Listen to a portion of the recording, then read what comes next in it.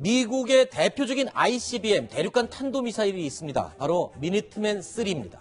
자, 그런데 미국이 최근 미니트맨 3 ICBM 발사 훈련을 실시했습니다. ICBM은 북한이 미국 본토를 타격하겠다고 으름장을 놓을 때 항상 등장하는 전략 무기인데 미국도 다시 미니트맨 3를 발사한 소식이 들리고 있습니다.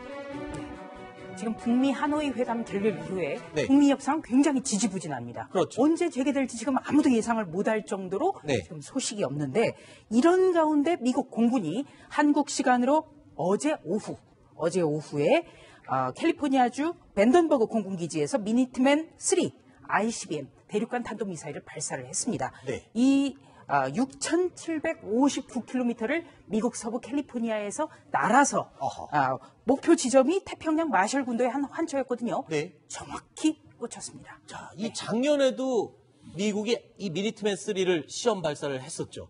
북한 보란 듯이 말입니다. 그렇죠? 네, 맞습니다. 작년에도 미국이 북한 6.12 정상회담 전에 미니트맨 3를 한번 쏘았고 또 정상회담 후에도 한번 쏘았습니다. 네. 그러니까 미국 자체는 요번에 쏘면서 이거는 정치적 성세에 아무 상관이 없다라고 주장합니다만은 이것 자체가 아마도 러시아하고 북한을 좀 겨냥한 거 아닌가 이런 생각이 드는데 네. 러시아는 최근에 아방가르드라 그래가지고 네. 극초음속 미사일이죠. 음속이 20배고 현존하는 어떤 요격 미사일을 가지고도 요격이 안 되는 미사일입니다. 그다음에 킨자리라 해서 미그 30일에서 이제 그렇죠. 쏘는데 공중 발사를 하죠. 공중 발사를 하는데 이거는 음속이 한 10배쯤 되고 이것도 현재 현존하는 어떤 레이더나 미사일 가지고도 탐지도 안 되고 요격도 안 되는 겁니다. 이런 거 가지고 이제 러시아가 이제 미국을 위협하니까 미국 입장에서는 이제 이 미니트맨 3를 계속 개량을 해서 네. 만약에 러시아가 도발하면 우리도 반격할 수 있다는 능력을 이제 보여주는 것이고 네. 또 하나는 이제 북한을 이제 보고 니들이 자꾸 ICBM을 이제 가지고 미국을 위협하고 있지만 우리가 가지고 있는 미사일이 훨씬 더 정교하기 때문에 까불지 마라 이런 메시지를 보내는 겁니다. 신 대표님, 미니트맨 3 하면은 지금 미국이 보유하고 있는 명실상부한 최강 ICBM이라고 할 수도 있죠. 성능이 어느 정도죠? 미국이 이제 이 핵 무기를 세 종류를 크게 가지고 있죠. 네. 공중 발사 무기, 그리고 이제 지상 발사 무기가 바로 이 미니트맨 3고, 그리고 이제 트라이엄프라고 SLBM 잠수함 발사 무기가 있는데 이 지상 발사 무기는 원래는 탄두가 3개인 다탄도 미사일이었어요. 네. 그런데 그게 이제 한 375킬로톤에서 400킬로톤 정도 되는 다탄도 미사일인데 소련과의 지금은 러시아와의 전략무기 감축 협정 스타트에 따라서 다탄도 미사일을 안 하기로 했어요. 그래서 네. 지금 탄두를 하나만 얹었고 네. 사정거리 한 13,000km. 아하. 속도는 돌입할 때의 속도는 막 23. 어허. 그리고 아까 지금 조수진 부장이 그 6,000여 킬로에 떨어진 환초에 정확하게 꽂혔다고 했지 않습니까? 네. CP, 즉 명중률이 13,000km를 날아갔을 때 120m 안에 탄착을 한답니다. 굉장히 정확한 거죠? 어마어마하게 정확하죠. 네. 예를 들어서 우리 K9 자주포가 40km를 날아갔을 때 그 CP가 500m거든요. 근데 이거는 13,000km 날아가서 120m니까 이거는 어마어마한 거죠. 상상할 수 없을 정도의 정확도를 가진 그렇습니다. 미국의 전략 무기입니다. 자, 아니나 다를까 미국 외교 안보 라인에서도 심상치 않은 말들이 지금 쏟아져 나오고 있습니다. 들어보시죠. Is going to focus on the challenges we face. It's important I begin by assuring you that your armed forces can deter a nuclear attack, defend the homeland, meet our alliance commitments. 패트릭 셰너헨 미국 국방장관 대행은요, 외교 실패를 고려해서 그때를 대비해서 플랜 B를 준비하고 있다는 암시까지 했습니다.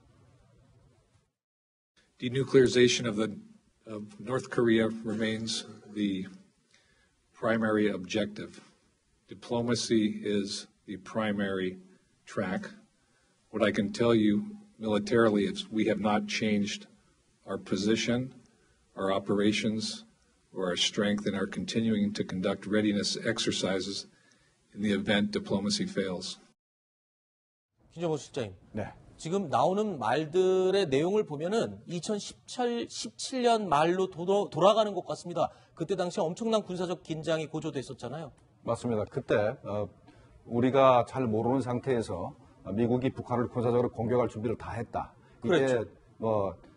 가정도 아니고 이건 완전한 사실이었다고 계속해서 얘기를 하고 있습니다. 그런데 현재 군사적 옵션 이게 자꾸 나올 수밖에 없는 게 북한도 그렇고 미국도 그렇고 자기네 입장에서 현재 물러설 생각이 전혀 없습니다. 미국은 빅딜 카드를 이제 북한에 요구하고 있고 북한은 현재 영변 핵설 폐기만 가지고 미국과 협상을 하려는 입장을 계속 안 바꾸고 있습니다. 그럼 결국은 금년 연말로 이제 북한이 시간을 이제 한시적으로 이제 제시하고 있는데 연말까지도 북한도 미국도 입장을 바꿀 가능성이 별로 없습니다. 네. 그럼 내년부터는 아마도 한반도 정세가 긴장되니까 그런 걸 지금부터 준비 계속 한다라고 봐야 되겠습니다. 지금 들으신 것처럼 북한은 연말 시한부 시간표를 제시하면서 연일 미국의 태도 변화를 요구하고 있습니다. 미국의 입장은 더욱 강경해지고 있는데요. 폼페이오 국무장관은 비핵화 접근법은 단 하나, only one이라고 말을 하고 있습니다. 지난 한미 정상회담에서의 트럼프 대통령의 발언이 생각나는 순간입니다. Mr. President, would you accept a smaller deal to keep the process going, as President Moon called it? I'd have to see what the deal is. There are various smaller deals that maybe could happen. Things could happen. You can work out step-by-step pieces, but at this moment, we're talking about the big deal. The big deal is we have to get rid of the nuclear weapons.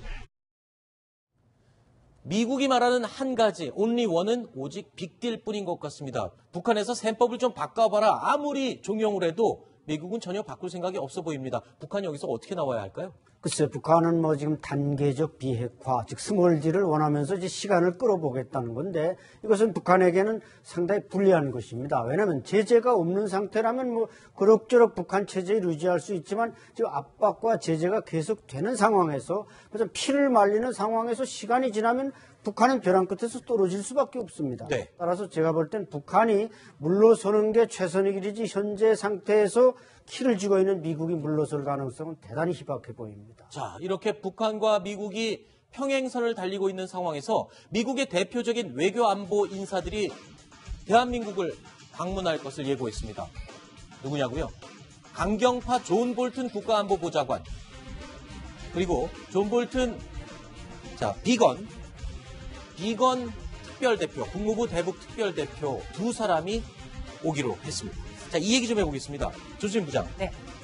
사실 비건이야 뭐 남북 간의 조율, 북미 간의 조율을 할 때 많이 나왔지만 볼턴 하면은 워낙 상징적인 인물이에요, 지금. 그리고 이 미국 대표단, 협상대표단에서 가장 강경한 인물이거든요. 그 하노이 그 정상회담 때 숫자가 안 맞는 사람, 존 볼튼 안보보좌관이 한 명 더 추가하면서 노딜로 끝났습니다. 네. 바로 이런 점 때문에 최선희 외무성 제1부상 같은 경우에는 멍청해 보인다. 그렇죠. 볼턴에 대해서 아주 그냥 막말을 했거든요. 그러니까 네. 볼턴 보좌관 때문에 북미 협상이 안 되고 있다. 이 점을 원색적으로 비난하고 있는데 바로 그 볼턴이 방한을 하는 겁니다. 네. 그렇기 때문에 우리도 지금 어떻게 보면은 대화의 동력을 혹시 풀 수 있을까 네. 관심도 있지만 북한에서 굉장히 관심이 클 겁니다. 자, 북한의 관심도 관심이지만 안 박사님, 이 부분도 좀 우려할 부분인 것 같습니다.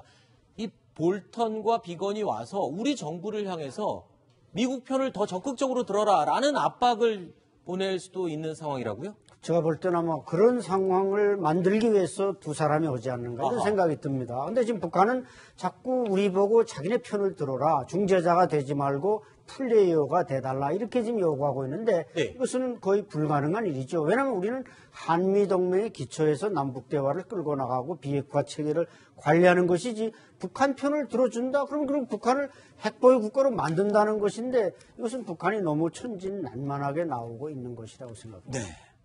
네, 트럼프 대통령이 지난번에 4월 10일 날 한미 정상회담 때 우리 대통령께서 이제 금년도 G20 정상회의에 일본에 오게 되면은 그때 한국을 방문해 달라고 네. 얘기했는데 그때 그냥 원칙적으로 알았다만 했지 좀 반응이 좀 확실치 않았습니다. 네. 아마도 아마도 이번에 볼턴 보좌관이 오면은 트럼프 대통령의 방한 문제가 논의될 가능성이 있고 네. 그때 이제 얘기되는 것이 바로 제재 문제에서 한국이 계속해서 강력히 좀 미국 입장 지지해 달라 네. 이런 요구를 하면서 아마도 대통령의 그 방한 문제를 논의할 가능성이 있습니다. 북한에서는 어려워지는 상황에서 우리 정부를 향해서 북한 편을 좀 들어달라라고 압박을 하고 있고 또 미국의 외교 안보 라인의 대표적인 인물들이 또 우리나라를 방문해서 미국 편을 더 강하게 들어라라고 이야기를 하고 있습니다. 우리 선택은 어떻게 가야 할까요? 답은 정해져 있겠죠.